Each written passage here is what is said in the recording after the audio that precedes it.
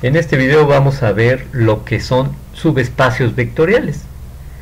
Para ello tenemos esta siguiente definición. Decimos que W es un subespacio de un espacio vectorial V, es decir, V ya sé que es un espacio vectorial, si primero W es un subconjunto de V, y 2, W por sí solo es un espacio vectorial bajo las operaciones suma y producto con escalar que están definidas en el conjunto V, o más bien en el espacio vectorial V. Pero bueno, para describir un subespacio vectorial, entonces tendríamos que, aparte de probar los 10 axiomas, que son bastantes, tendríamos que probar una condición más, que W sea un subconjunto de V. Pero bueno, eso se vuelve impráctico realmente y tedioso en las demostraciones, pero afortunadamente tenemos el siguiente teorema. Tenemos este teorema que es una condición para el subespacio, para tener un subespacio vectorial. Decimos, nos dice lo siguiente: el conjunto W es un subespacio de un espacio vectorial bajo las operaciones que tenemos de suma y producto con escalar en V, si y solo si, es decir, podemos ir en ambos sentidos. Si primero W es un subconjunto de V, el conjunto W es no vacío, pero eso lo podemos ver con el neutro de manera más sencilla. Es más fácil utilizar el neutro. El neutro de V, que ya sé que es un espacio vectorial, también tiene que ser o tiene que estar en el conjunto W.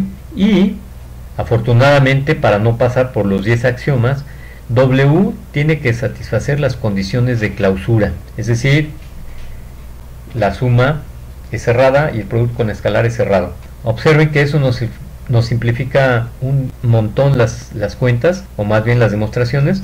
¿Por qué? Porque ya no tengo que revisar los 10 axiomas, solamente los axiomas de clausura. Y bueno, estas dos condiciones que no son difíciles de observar. Observen que la ida, es decir, si yo sé que W es un subespacio de un espacio vectorial V, entonces por la definición sé que es un espacio vectorial por sí solo y básicamente cumple esta condición. Es muy fácil la ida, demostrar la ida. Pero si yo tengo estas tres condiciones, demostrar el regreso, es decir, que bajo eso se tiene un subespacio vectorial, no es más sencillo, pero tampoco es difícil de demostrar. Veamos unos ejemplos de subespacios vectoriales. Por ejemplo, recordemos R2. Entonces tengo R2 aquí, entonces ya sabemos que R2 es un espacio vectorial con la suma y producto con escalar estándar. Entonces, piénsenlo, a menos que yo diga lo contrario, ya piensen R2 con esas operaciones estándar o usuales. Tomemos a W como el mismo R2. Entonces resulta que sabemos que R2 no hay problema, cada elemento de R2 pues vive en R2. Entonces se tiene esta condición: R2 es un subconjunto de R2. De hecho, cualquier conjunto es subconjunto del mismo, en particular R2. Y bueno, por ser un subespacio, y más adelante nos meteremos con el concepto de dimensión 2, 2 grados de libertad tenemos para movernos, véanlo por el momento así, pues se conoce como subespacio trivial de R2. Ahora, otro subespacio trivial es el que tenemos aquí, formado por el mismo neutro, es decir, W en R2, el neutro, pues ese sería el 0, 0. Parece un poquito confuso, pero resulta que W solo formado por el neutro es un subespacio de R2, y este subespacio, que tiene dimensión 0, es trivial también. Pero ¿cuáles no son triviales en R2? Bueno, no son triviales todas las rectas que pasen por el origen, todas, ¿ok? Digamos que es una copia de R, pero que está moviéndose en un cierto ángulo, ¿sí? Y contienen el origen. Si yo, por ejemplo, tomo esta recta, deja de ser un subespacio vectorial porque el origen ya no estaría ahí. Entonces uno podría pensar que ese ya no es un espacio vectorial. Piénsenlo así, que esta es la original. Cualquier recta que pase por el origen es algo original, y fuera de ahí es pirata. Entonces eso no nos sirve.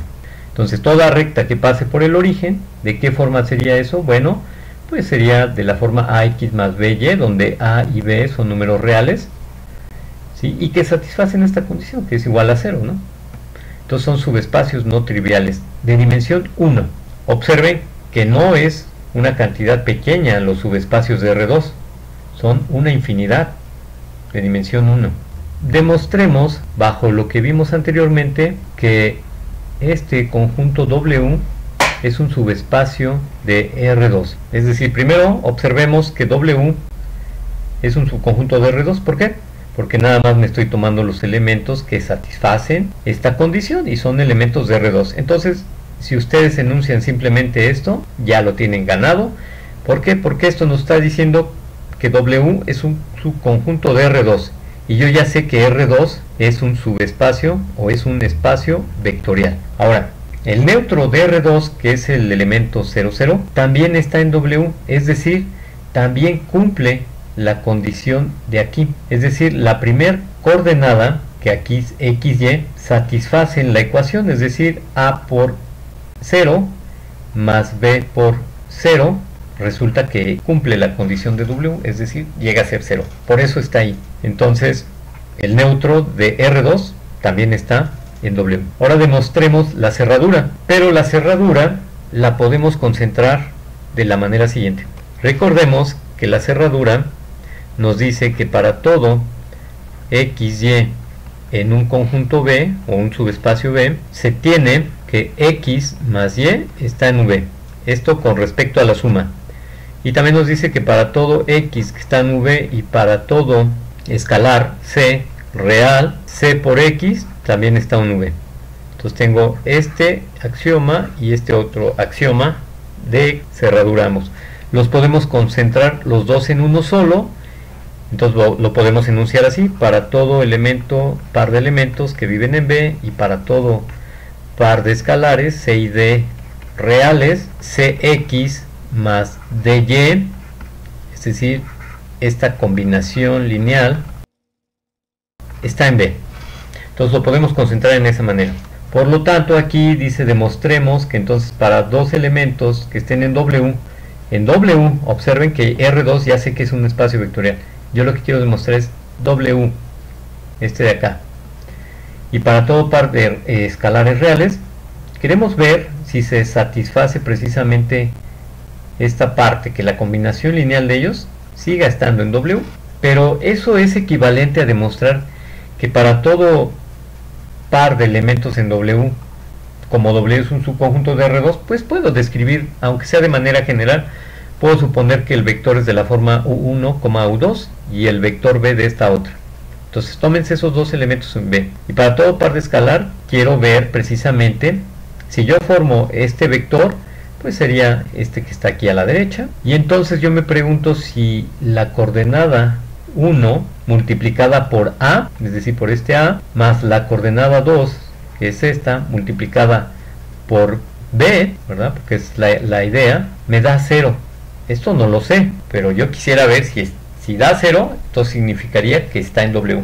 Pero fíjese que estamos tomando U y W en W, U y V en W. Entonces cada uno de estos vectores que ya he descrito de manera general como estos, sé que la coordenada 1 por A más la coordenada 2 por D, es decir, esto me da 0.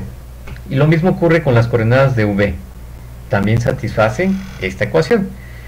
Y tengo una ecuación igualada a 0. Entonces si yo multiplico, por ejemplo, esta ecuación por un número 7, o sea, 7A-U1 más 7B-U2, sigue siendo igual a 0. O sea que con cualquier escalar, esta ecuación sigue estando igualada a 0. Y lo mismo ocurre con la otra ecuación. Pero ¿qué escalar voy a agarrar? Observe que yo quiero esta parte de aquí, entonces me conviene multiplicar por C toda esta ecuación. Entonces tendría o implicaría esto de aquí. Y por el otro lado, también con cualquier escalar, sigue siendo igualado a 0. Pero fíjense, yo voy a tomar en este caso a D, porque es el que me sirve. Entonces de esa manera tengo esta otra condición, o esta relación más bien. Sumemos estos dos miembros y nos va a quedar precisamente la parte izquierda, me va a dar esto, y la parte derecha va a ser 0 más 0. Pero eso resulta que es 0, precisamente lo que yo andaba buscando, por lo tanto esta combinación está en W. Luego W es subespacio vectorial.